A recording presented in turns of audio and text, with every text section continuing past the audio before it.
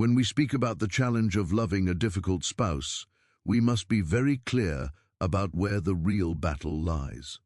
It is not primarily against the other person, nor against their behavior, nor even against the circumstances of the relationship. The first and greatest battle is within ourselves, against that deeply rooted self-life that demands to be satisfied, to be respected, to be understood, and to be honored.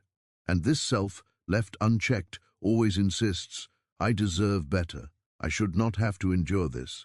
I have a right to be treated differently. Yet when Christ calls us to the way of the cross, he is not asking us to negotiate with this self or improve it with better habits.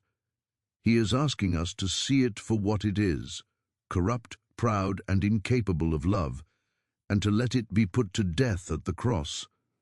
A difficult spouse, perhaps more than anyone else in our lives, has the power to draw out this hidden self.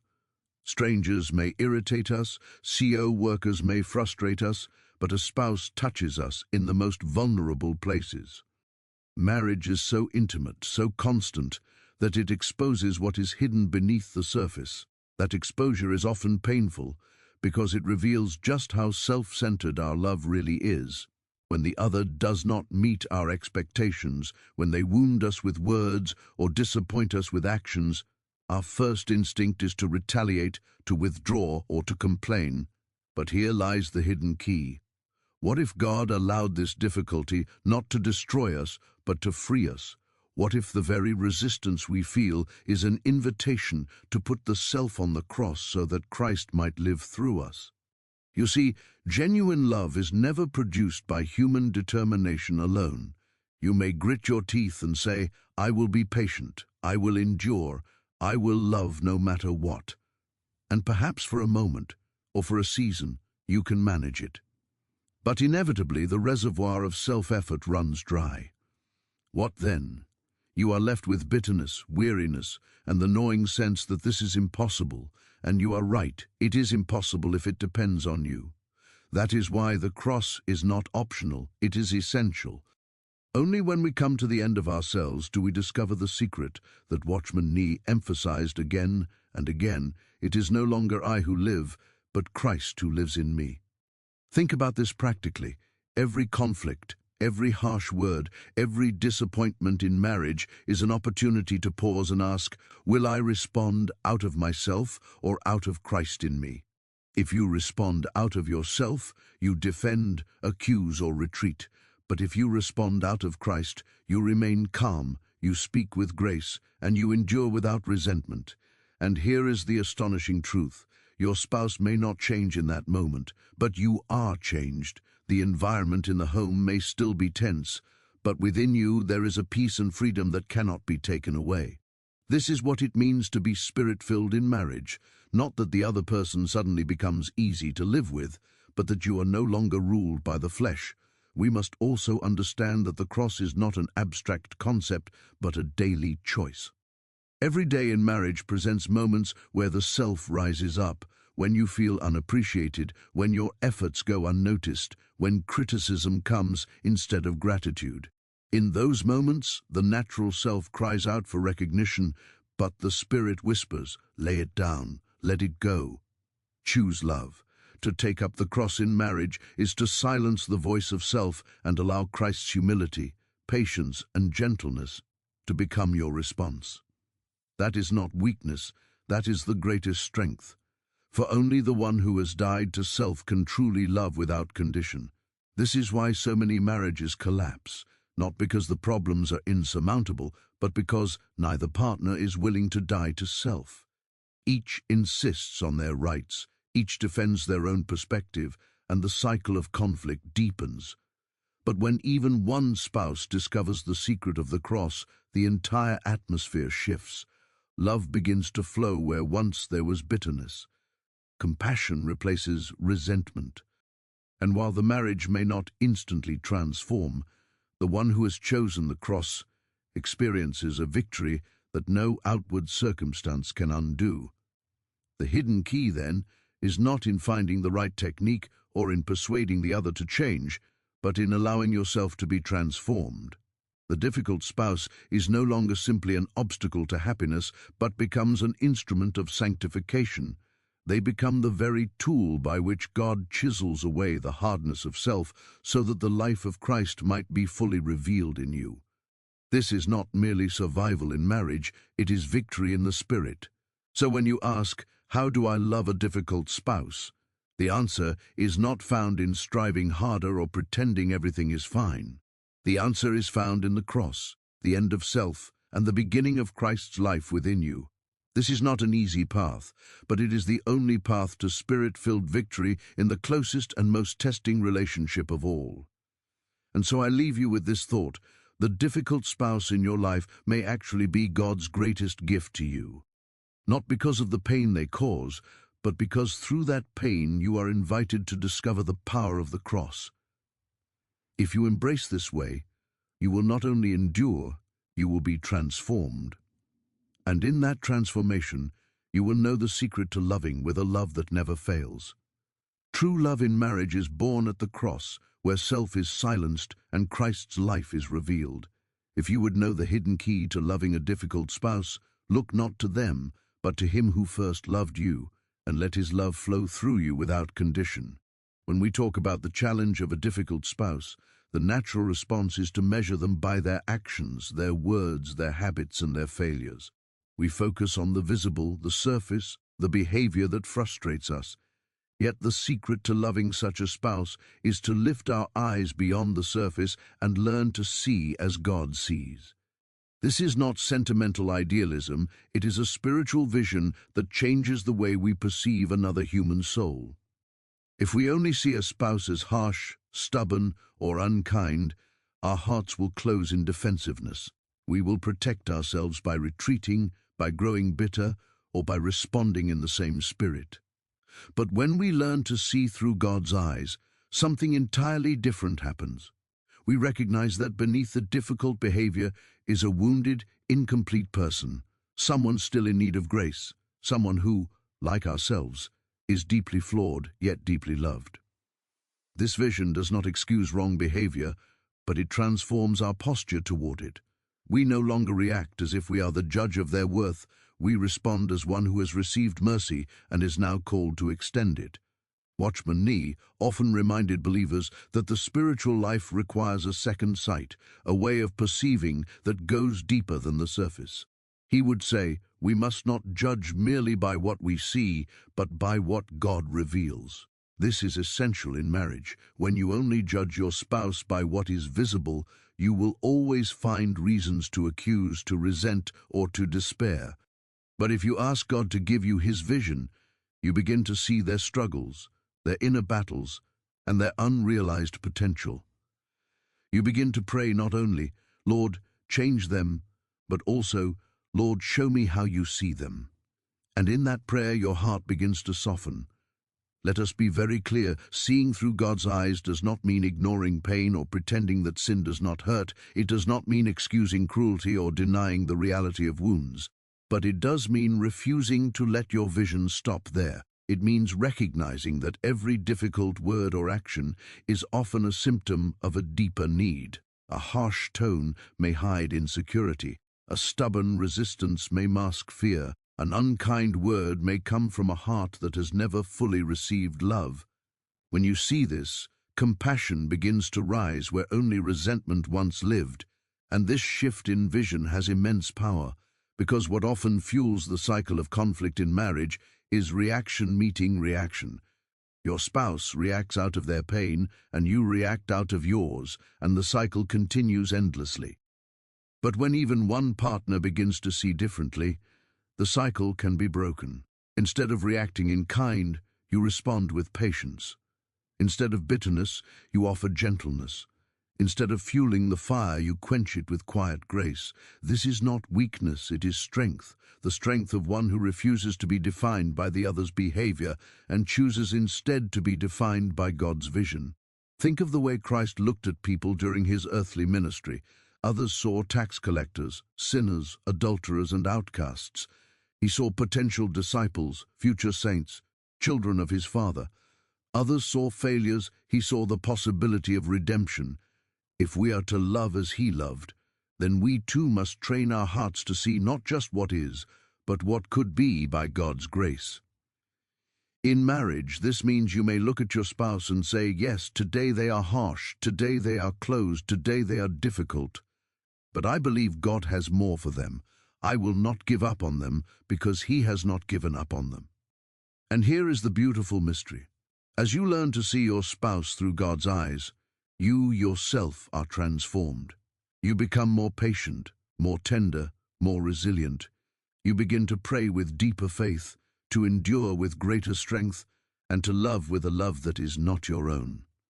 And even if your spouse does not immediately change, you have changed, and that change alone alters the atmosphere of the marriage.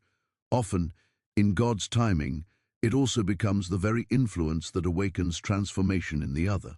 This vision is not easy. It requires humility, for it forces you to admit that you too are difficult to love at times. It requires faith, because you must trust that God is at work even when you see no evidence. And it requires surrender, because you must let go of the demand that your spouse be who you want them to be, and instead accept them as someone God is still shaping. But if you embrace this vision, you will find that the marriage which once felt like a prison of frustration can become a school of grace. So, what is the hidden key to loving a difficult spouse? It is not found in trying harder to fix them, nor in despairing that they will never change. It is found in lifting your eyes beyond the surface, asking God to show you His perspective, and choosing to love not as you see, but as He sees. When you see your spouse through God's eyes, you no longer love them because they are easy to love. You love them because He first loved you. And in that love, you discover the freedom and strength to endure, to forgive, and to hope again. One of the most destructive instincts we carry into marriage is the desire to control. It hides itself under good intentions. We want peace, we want harmony, we want our spouse to grow, to change, to improve. But underneath those desires often lies the subtle insistence, I know what is best, and things must go according to my way.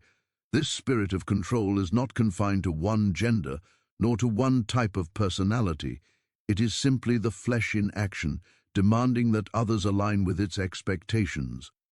And nowhere does this play out more vividly than in the context of a difficult marriage. When your spouse does not behave as you wish, the temptation is to apply pressure. Sometimes this pressure takes the form of argument, other times of silence and withdrawal, sometimes through manipulation or even through religious language. God wants you to do this, and therefore you must. Yet what is the fruit of such control? Rarely does it produce genuine change. More often it creates resistance, resentment, and distance. The more one pushes, the more the other resists. The harder one demands, the more the other retreats. And so the cycle deepens, until both are caught in a struggle of wills, each one grasping for control, but neither finding peace. Here is where the way of the Spirit is so radically different from the way of the flesh. The Spirit does not coerce, He woos. He does not dominate, He invites. He does not force transformation from the outside, He brings it forth from within. And if this is how God Himself works with us, how much more should it shape the way we relate to our spouse? The key is not to control, but to surrender, not to demand outcomes, but to release them into God's hands. Now, surrender is not the same as passivity. It does not mean you accept abuse or pretend that hurtful behavior is acceptable. Rather, surrender means you release the illusion that you can remake another human soul by force of your will. You recognize that only the Spirit can transform hearts, and you take your place, not as the master of your spouse, but as the servant of Christ within the marriage. Instead of saying, I must make them change, you begin to pray, Lord, work in them as only you can. And while you are working, change me. This surrender is profoundly liberating. Think of the burden that control places on your shoulders, the constant monitoring of the other person's words and actions, the endless attempts to steer them, the disappointment when they resist. It is exhausting, and it is fruitless. But when you lay down control, when you entrust your spouse to God, you step into freedom.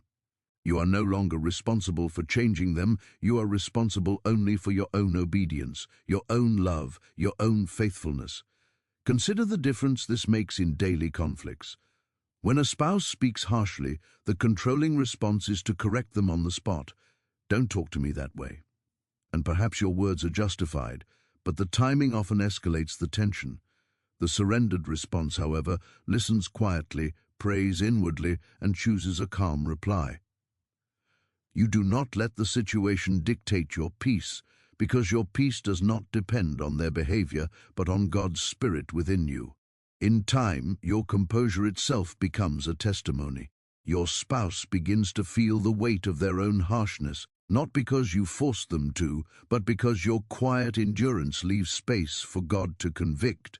It is the same with expectations. When you constantly demand that your spouse meet your needs, you set both yourself and them up for failure. But when you release that demand and trust God to be your source, you become less anxious, less demanding, less resentful. You find your satisfaction in Christ first, and then you are free to give love without clinging to the outcome. This is the heart of surrender. It breaks the cycle of control and opens the door for genuine love to flow. Some will say, but if I surrender, won't that mean nothing ever changes? Won't my spouse simply continue in their ways unchecked? This fear is understandable, but it misunderstands the nature of spiritual power. True change never comes from human pressure. It comes from divine conviction. When you step back and release control, you are not abandoning hope. You are placing that hope in the only one who can truly change a heart. And in the meantime, your own transformation speaks louder than any demand ever could. Marriage then becomes not a battlefield of wills, but a training ground in trust. Each conflict, each disappointment becomes another chance to ask, will I grasp for control, or will I surrender and trust God? And the more you choose surrender, the lighter your burden becomes. You are no longer driven by fear of what your spouse may or may not do. You are anchored in the unshakable faith that God is at work in both of you, even when you cannot see it. The hidden key is simple but profound. Let go of control, and you will find peace. Release your grip, and you will find strength.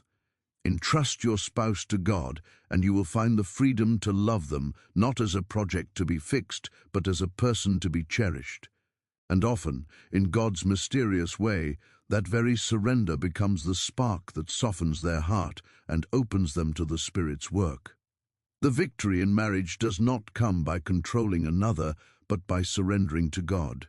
When you release your grip and trust Him with your spouse, you are freed to love without fear and to live in the peace of the Spirit.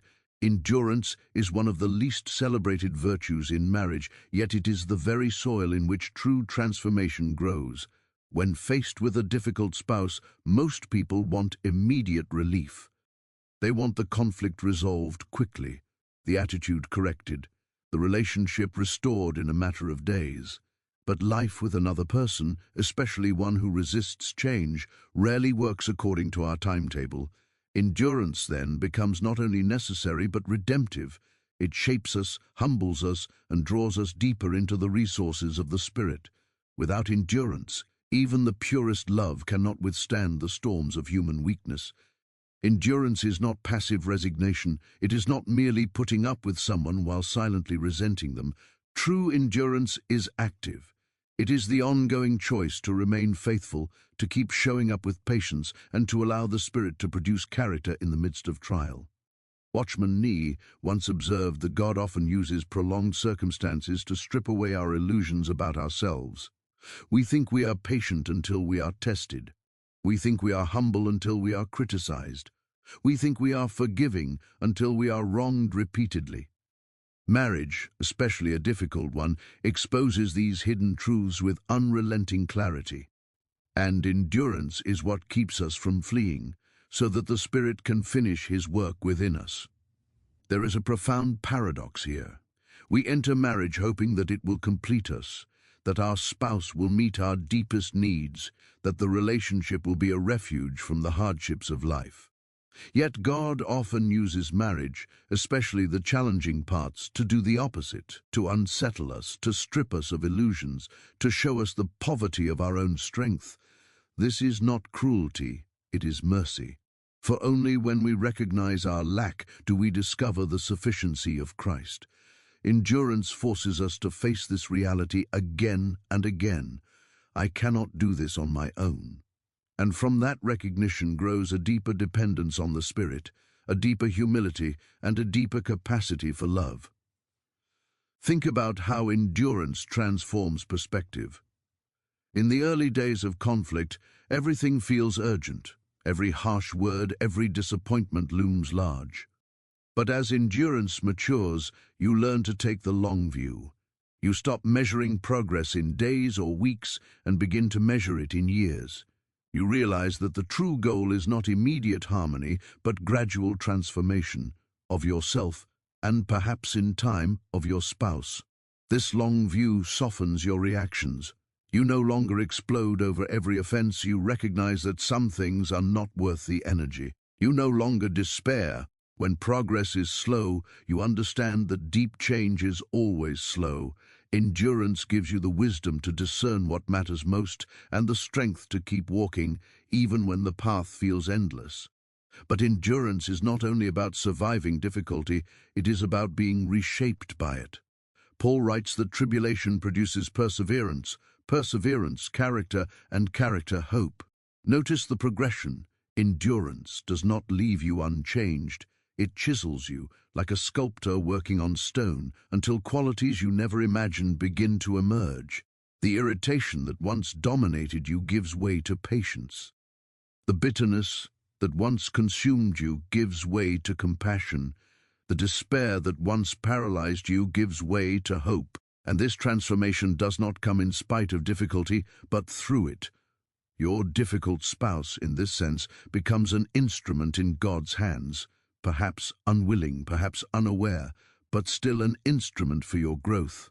There is also a mysterious influence endurance has on the other person. Human beings expect retaliation. They expect that if they are harsh, they will receive harshness in return. If they withdraw, they will be abandoned in kind. But when they encounter endurance, when they see someone who continues to love, continues to forgive, continues to remain steady despite the storm, it unsettles them. It reveals a strength beyond natural capacity. And though change may not happen immediately, it plants a seed of conviction. Your endurance, fueled by the Spirit, becomes a silent witness, a living sermon to your spouse that God's love is stronger than human stubbornness. Yet make no mistake, endurance will cost you. It will strip you of pride, of self-reliance, of the desire to always be right. It will ask you to die daily to the need for vindication. And this is why endurance is impossible without the Spirit. On your own, you will eventually collapse under the weight of disappointment. But when the Spirit fills you, endurance becomes not a grim duty but a channel of grace. You endure not because you are strong, but because Christ in you is strong. You remain not because your spouse deserves it, but because your obedience to God calls you to a higher way. In the end, endurance reveals what victory in marriage truly means. Victory is not the conquest of one will over another. It is not the triumph of control, nor the satisfaction of seeing your spouse finally bend to your desires. Victory is the quiet strength to remain faithful, the resilience to keep loving, and the inner transformation that makes you more like Christ. And often that is the greater miracle, for even if your spouse never changes, you yourself are changed. And in that change, you discover a joy, a peace, and a freedom that no circumstance can take away. Endurance is not simply surviving a difficult marriage, it is allowing God to use it as the furnace where your faith is purified, your love deepened, and your spirit made strong. In choosing to endure with grace, you do not lose. You become more than a conqueror.